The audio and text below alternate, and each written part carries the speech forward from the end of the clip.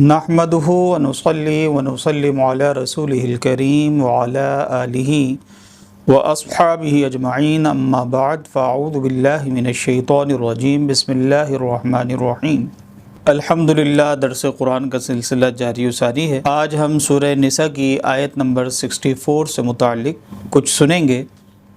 अल्लाह तबारक व तआला इरशाद फरमा रहा है, वमा अरसलना मिर रसूलिन इल्ला लियुताअ बिइज़्निल्लाह, और हमने किसी रसूल को नहीं भेजा मगर इसलिए कि उसकी इताअत की जाए अल्लाह के इज़्न से। वलौ अन्नहुम ज़लमू अनफुसहुम जाऊका फस्तगफरुल्लाह वस्तगफर लहुमुर रसूल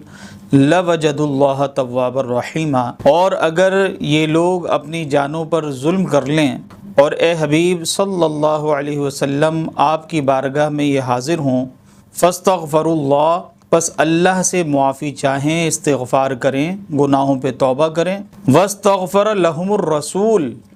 और आप यानी रसूल करीम अलैहिस्सलातु वस्सलाम भी उनके लिए इस्तिग़फ़ार फरमाएँ, दुआए मग़फ़िरत फरमाएँ, सिफ़ारिश फरमाएँ, तो लवजदुल्लाह तव्वाबर रहीमा, तो ये लोग अल्लाह को ज़रूर बहुत तौबा कबूल करने वाला मेहरबान पाएंगे। तो इस आयत मुक़द्दसा के शुरू में अल्लाह तबारक व तआला ने जो फरमाया कि रसूल भेजा ही इसलिए जाता है ताकि अल्लाह के इज़्न और उसके हुक्म से उसकी इताअत की जाए। नबी वाजिबुत ताज़ीम होते हैं और उनकी इताअत लाजिम होती है, और रसूल की इताअत ही हकीकतन अल्लाह की इताअत व फरमाबरदारी होती है। लिहाजा नबी का मासूम होना भी इसीलिए ज़रूरी है कि नबी वाजिबुत ताज़ीम होते हैं,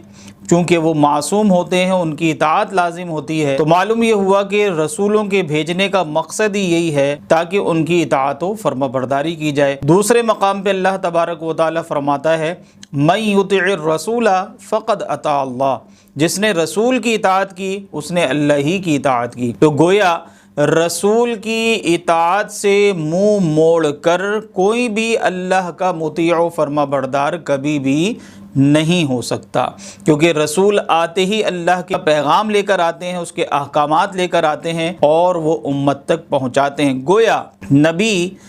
अल्लाह और मखलूक के दरमियान में एक वसीला उज़्मा होता है कि जो अल्लाह तबारक व तआला की बारगाह में मुक़र्रब होता है और यहाँ बंदों को उसके अहकामात पहुँचा रहा होता है। इसलिए अल्लाह तबारक व तआला ने फरमाया कि हमने जो भी रसूल भेजा वो इसीलिए भेजा ताकि अल्लाह के हुक्म से उसकी इताअत व फरमाबरदारी की जाए। फिर अल्लाह तबारक व तआला ने यहाँ तौबा का एक तरीक़ा बयान फरमा दिया कि अल्लाह की बारगाह में तौबा करनी है तो अल्लाह के हबीब अलैहिस्सलाम की बारगाह में आओ और अल्लाह से इस्तिग़फ़ार करो, तौबा अल्लाह से करो, और रसूल करीम अलैहिस्सलाम तुम्हारी सिफारिश फरमा दें, तुम्हारे लिए इस्तिग़फ़ार फरमाएं, तुम्हारी सिफारिश अल्लाह की बारगाह के अंदर कर दें, तो फिर अल्लाह तबारक व तआला को तुम ज़रूर बहुत तौबा कबूल करने वाला मेहरबान पाओगे। इसीलिए मुफस्सिरीन किराम ने एक वाक़या इसके ज़िम्न में नकल फरमाया। वो फरमाते हैं कि नबी करीम रऊफ़ुर रहीम सल्लल्लाहु अलैहि वसल्लम की हयात ज़ाहिरी में तो सहाबा हुजूर की बारगाह में आ जाते,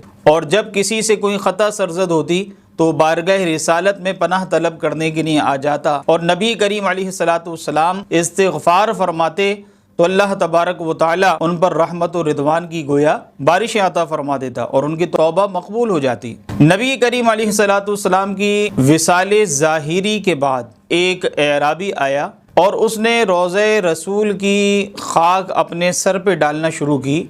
और वो ये अर्ज़ गुज़ार हुआ कि या रसूल अल्लाह सल्लल्लाहु अलैहि वसल्लम, मैं अल्लाह तबारक व तआला के इस हुक्म पर अमल करते हुए आपकी बारगाह में आया हूँ कि जब ये लोग अपनी जानों पे जुल्म कर लें तो ए हबीब आपकी बारगाह में हाजिर हों, अल्लाह से तौबा करें, आप उनके लिए इस्तिग़फ़ार फरमाएं, तो ये अल्लाह को बहुत तौबा कबूल करने वाला मेहरबान पाएंगे। तो मैंने अपनी जान पे जुल्म किया है और आप अल्लाह से सिफारिश फरमाइए कि अल्लाह ताला मेरी मग़फ़िरत फरमा दे, मेरे गुनाहों को मुआफ़ फरमा दे। सहाबा बयान करते हैं कि नबी करीम अलैहिस्सलातु वस्सलाम के रोज़े अतहर से उस वक्त आवाज़ आई, क़द गुफ़िर लका, तहक़ीक़ जा तुझे बख्श दिया गया। आला हज़रत ने इसी को यूँ बयान फरमाया कि मुजरिम बुलाए आए हैं जाऊ का है गवाह, यानी वलो अन्नहुम ज़लमू अनफुसहुम जाऊ का इस आयत की तरफ इशारा है। मुजरिम बुलाए आए हैं जाऊ का है गवाह,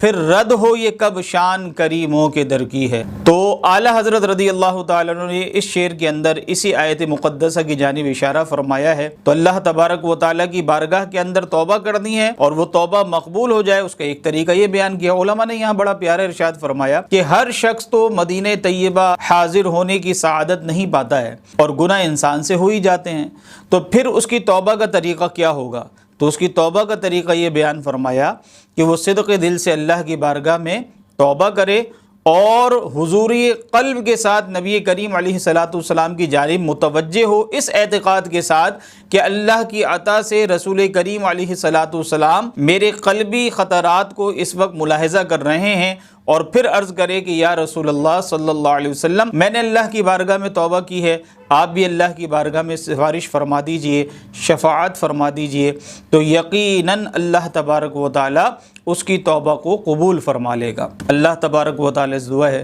کہ اللہ تبارک و تعالی اس آیت مبارکہ کی روشنی میں ہمیں صدق دل کے ساتھ توبہ کرنے کی سعادت عطا فرمائے اور ہمارے لیے اپنے حبیب مکرم صلی اللہ علیہ وآلہ وسلم کی شفاعت کو مقدر فرمائے۔ آمین۔ وآخر دعوانا ان الحمد للہ رب العالمین۔